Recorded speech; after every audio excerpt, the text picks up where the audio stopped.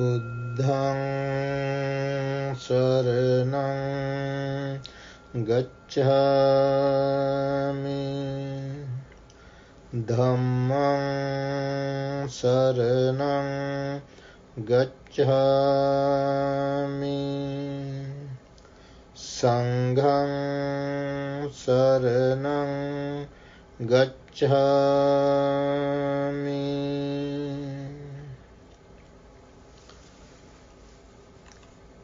Good evening everybody and Happy New Year 2026. Tonight again we are going to discuss another very important discourse of the Buddha. Let us all study, investigate and practice the real words of the Buddha. The real words of the Buddha means early teachings, early discourses of the Buddha. That is how we can understand what the Buddha really said, not from the later works. There are a lot of later additions, later developments in the history of Buddhism. If we want to understand what the Buddha really said, we have to go to the original discourses and read them, study them and practice, put them into practice. Then we can know and see the Dhamma. Know and see are two different things. Know is knowledge. To know, you can read lot of stuff, lot of things and you can understand, you can acquire knowledge which is not sufficient enough. You have to practice the Dhamma. You have to put the Dhamma into practice, daily life. Then you can see through. See through. That is what is called penetration. You can realize the Dhamma. That realization is necessary. That is what is called see the Dhamma. See the Dhamma. Janati and Passati, two different things. Janati means know. Passati means see. The Buddha's Dhamma is to know and see. Tonight we have a discourse from the connected discourses of the Buddha. From today, I want to use English abbreviations instead Pali abbreviations to give the reference of the discourse. Here you can see CD instead SN. Normally, so far I used the two letters SN to stand Samyukta Nikaya. From today, I am going to give you the abbreviations as CD. CD means connected discourses. I guess it is much clearer. Like I want to use different terms like whenever we give the references, the abbreviation for long discourses, LD, you can see this here. LD stand for long discourses. MD stands for middle length discourses. CD stands for connected discourses, like tonight. Then ND stands for numerical discourses. MA stands for minor anthologies. These are the volumes we are always studying. So tonight this discourse is from CD, Connected Discourses of the Buddha. Chapter 22, Sutta, the discourse number 5. The name of the discourse is Concentration. Concentration. For our easy understanding, we have a simplified topic. What is the use of concentration? That is the topic. What is the use of concentration? Concentration means contemplation. We are thinking, giving attention again and again to a certain one object. You are contemplating on one thing. That is what, when we practice meditation, we are doing that. If you are giving attention to only one particular object again and again, if you are thinking on that again and again, that is called concentration. Concentration meditation. Concentration. You are concentrating your mind. Concentration is necessary. This was done even by the people even before the Buddha. They practiced concentration meditation. But the Buddha's meditation is not only concentration. Buddha's meditation is both concentration and insight. Concentration and insight together, tandem, together. Buddha has clearly said that there are 4 types of concentration in accordance with the discourse from numerical discourses of the Buddha. Numerical discourses. ND stand for numerical discourses. Where the Buddha said 4 types of meditation, 4 types of concentration. What are the 4? The Buddha said there is a development of concentration that leads to dwelling happily in this very life. That is the first type of meditation, concentration. What is that?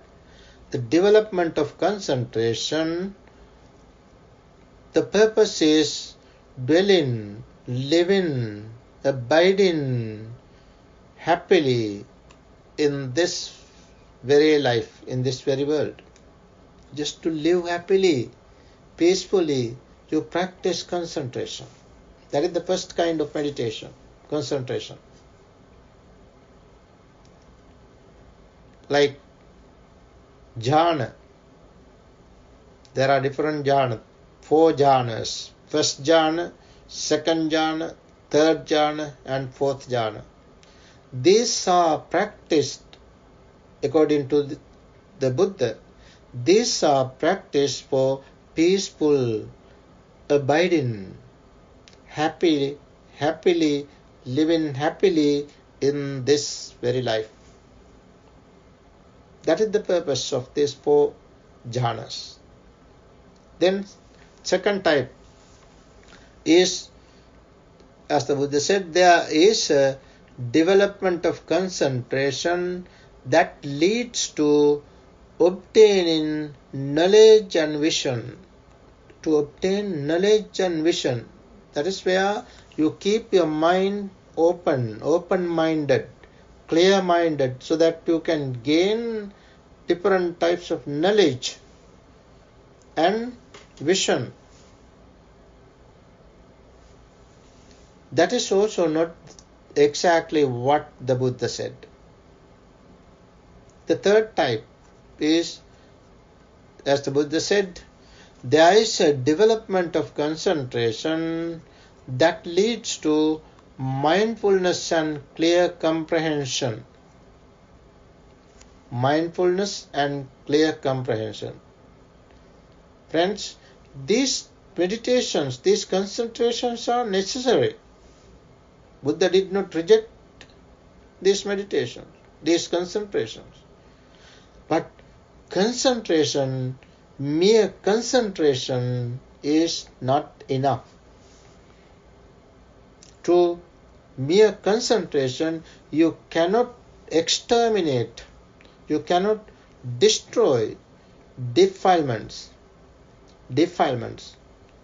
taints. You cannot destroy. That is why Buddha taught us serenity and insight.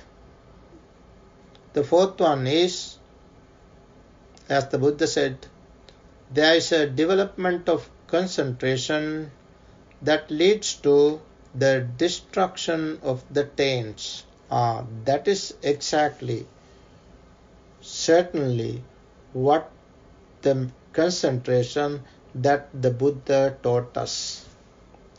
The concentration which leads to the destruction of the taints.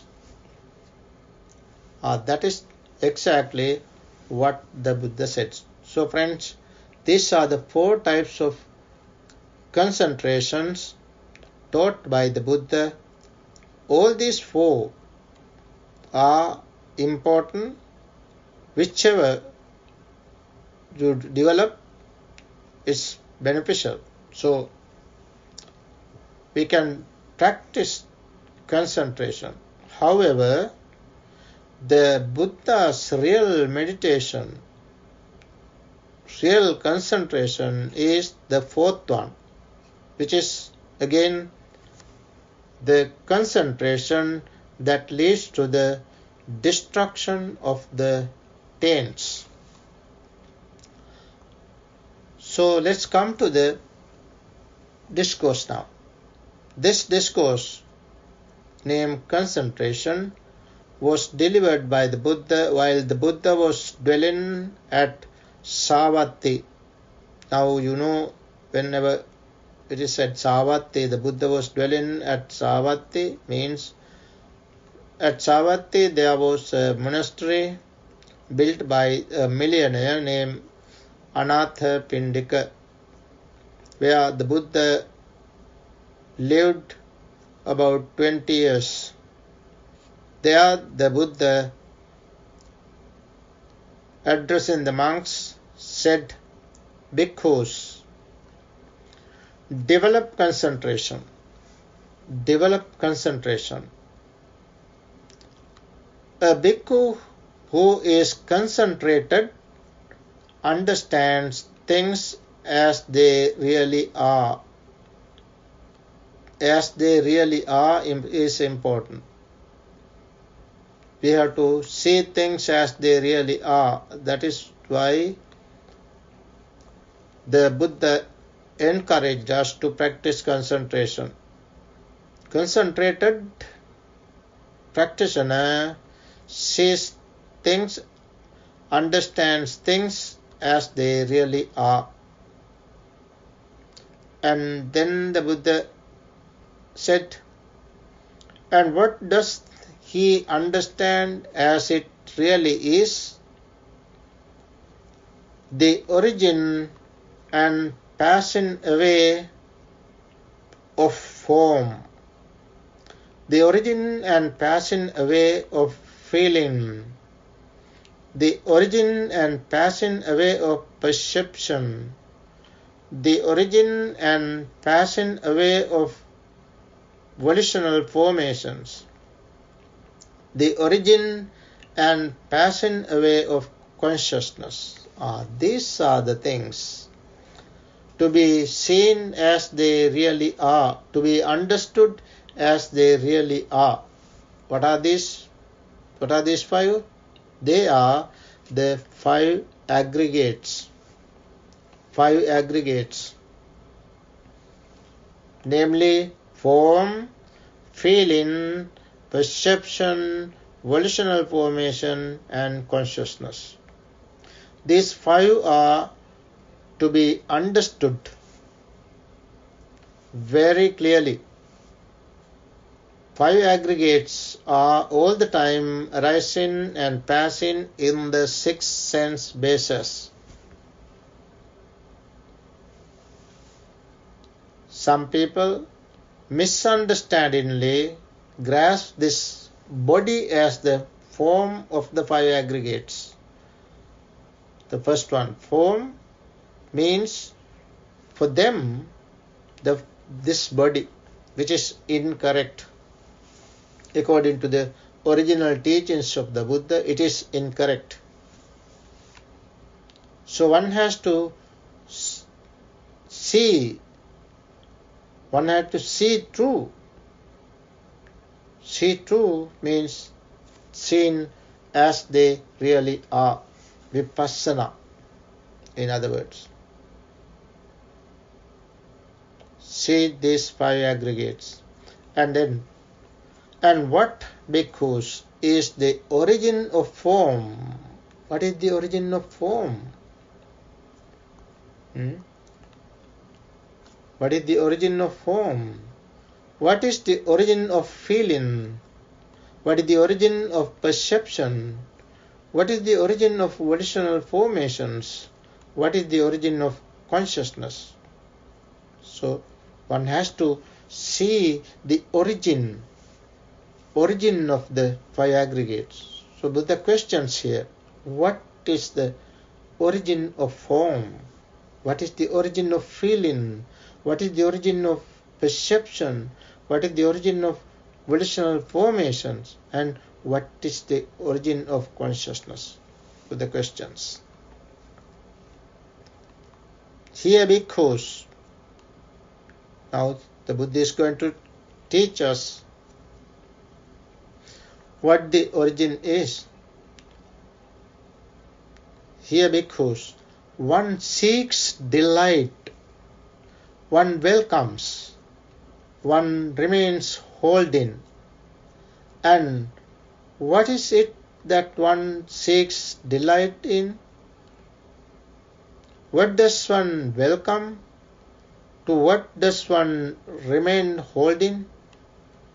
So delight, welcome, and holding, these three.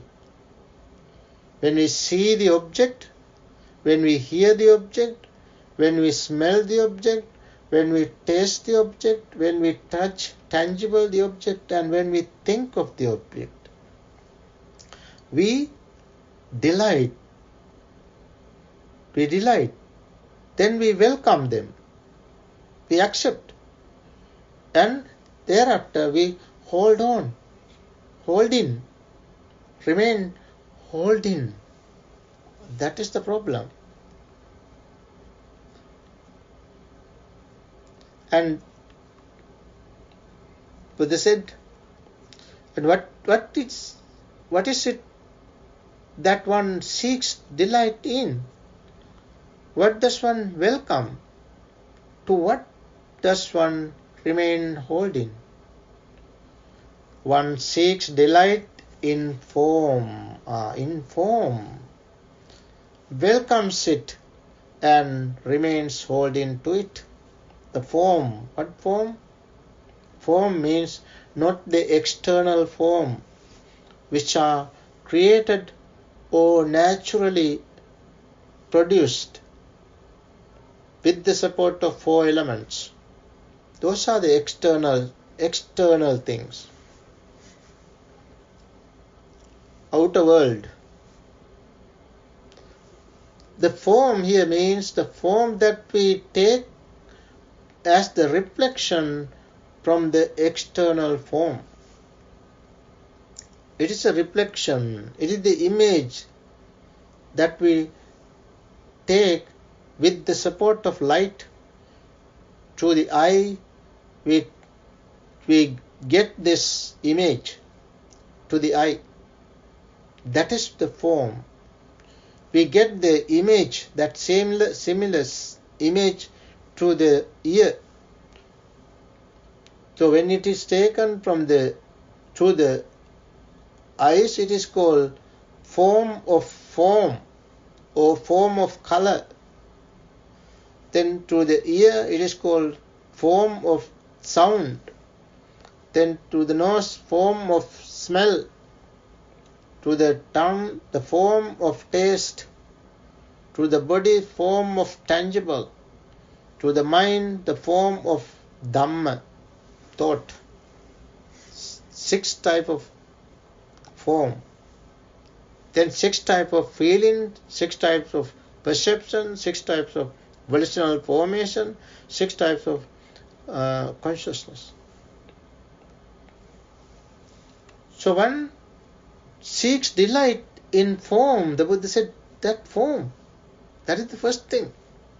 When we see the object, we delight in form. Delight in form. And then we welcome form. Then we remain holding, grasp it, attach to it. We cling to it. Remain holding means that. We cling to that.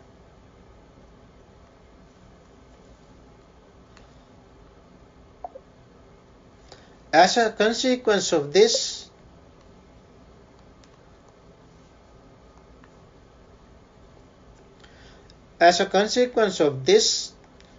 delight arises. Delight in form is clinging. Delight in form is clinging. With one's clinging as condition, existence come to be. That is the problem. When one delights, there arises clinging. We grasp it as mine, me, myself. That is the way that we attach to it.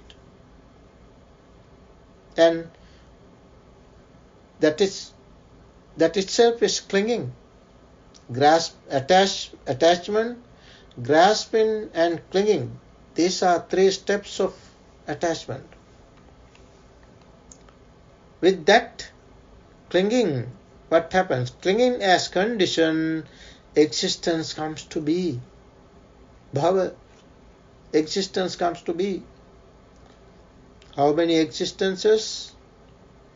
There are 31 realms, existences, which are condensed into 3 as sensual existence, material existence, and immaterial existence. So, in brief, 3 existences. Buddha said 3: Kama Bhava, Rupa Bhava, Arupa Bhava. So this existence come to be. With existence, what happened? Birth. When there is an existence, we are born again. Why? We have that inclination, we have that attachment. Since we have attachment, we are born again. With that birth as condition, aging and death, sorrow, lamentation, pain, displeasure and despair come to be. Such is the origin of this whole mass of suffering. That is what the Buddha said. That is referring to the form. When we cling to form, not only form. Here the Buddha says One seeks delight in feeling. If you delight in feeling, the same thing would happen. Same thing. With feeling, in perception, in volitional formations, in consciousness, in whichever we have attachment, we have to reap the result.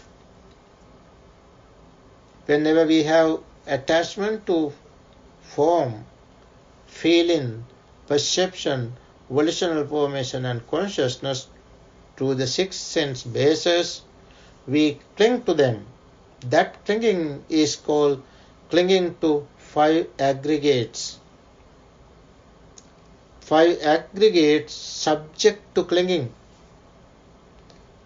Buddha clearly said 5 aggregates subject to clinging is dukkha. Dukkha, unsatisfactoriness, suffering. So suffering means clinging to 5 aggregates. So we have, there arises suffering in the eye, there arises suffering in the ear, there arises suffering in the nose, there arises suffering in the tongue, there arises suffering in the body, there arises suffering in the mind. This is how suffering arises. Suffering arises because of what? Dependent on what? Dependent on craving, tanha, trishna, urge. Because of craving. Craving is the cause of suffering. That suffering, that cause is to be cut off, is to be destroyed, is to be ceased.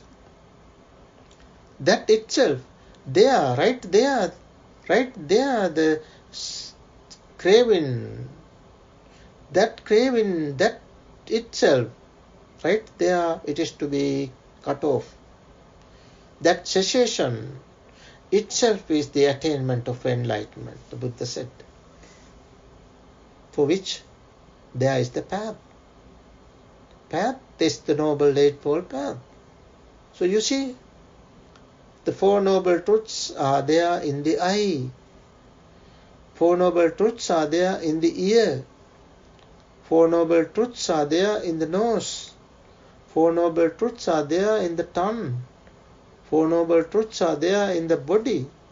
4 Noble Truths are there in the mind. Not in the library.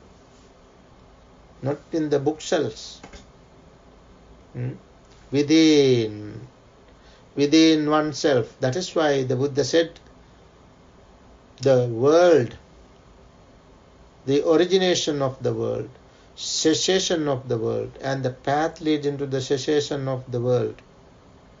In other words, the suffering, the cause of suffering, the cessation of suffering, and the path lead into the cessation of suffering, all these are within this fathom high body,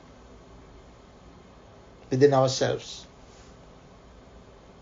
You have to understand this Dhamma like this. So, as we delight, we have to expect this whole mass of suffering.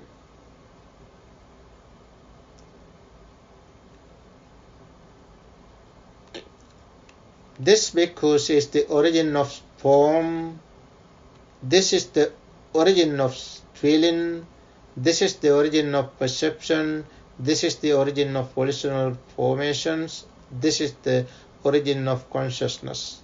That is how the Buddha explained the origin of form. And what bhikkhus is the passing away of form. Now passing away. What is the passing away of feeling? What is the passing away of perception? What is the passing away of volitional formations? What is the passing away of consciousness? Now passing away. Here bhikkhus, one does not seek delight. See, it's very clear. It's very clear. If you cling to, it's the origination. If you don't cling to, it is the cessation. So if you don't do it. Don't do it. That is the thing to be done. We don't want to do it. We don't want to do what? We don't want to cling to. Cling to what? Cling to form, feeling, perception, volitional formation and consciousness. So not the things outside the world. They are inside. We have to contemplate on ourselves. One does not seek delight. One does not welcome. One does not remain holding. That is the way for the cessation, the passing away.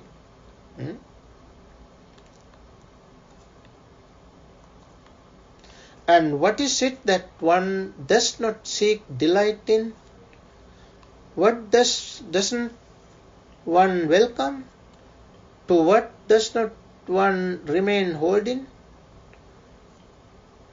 Answer in the Buddha says, one does not seek delight in form, does not welcome it, does not remain holding to it. As a consequence of this, delight in form ceases. With the cessation of delight comes cessation of clinging. With cessation of clinging, cessation of existence. With the cessation of existence, what happened? Cessation of birth. Cessation of birth, what happened? Cessation of decay, death, sorrow, lamentation, pain, grief, displeasure and despair. Whole mass of suffering come to cease. That is the way for the cessation of suffering. So the suffering means the clinging to 5 aggregates. If we do not cling to 5 aggregates, it is the cessation of suffering. It is the way. That is the way for the attainment of enlightenment. So the Buddha said, such is the cessation of this whole mass of suffering. Then further, that was referring to the form. Further Buddha said, one does not seek delight in feeling. Likewise, feeling. Likewise, perception does not delight in volitional formations, in consciousness, does not cling to, does not delight in, and does not welcome it. Welcome what? Feeling, perception, volitional formation and consciousness. Does not welcome and does not remain holding to it. As a consequence of this, delight in consciousness ceases. Delight in the 5 aggregates come to cease. Such is the cessation of the whole mass of suffering. This, bhikkhus, is the passing away of form. This is the passing away of feeling. This is the passing away of perception. This is the passing away of volitional formations.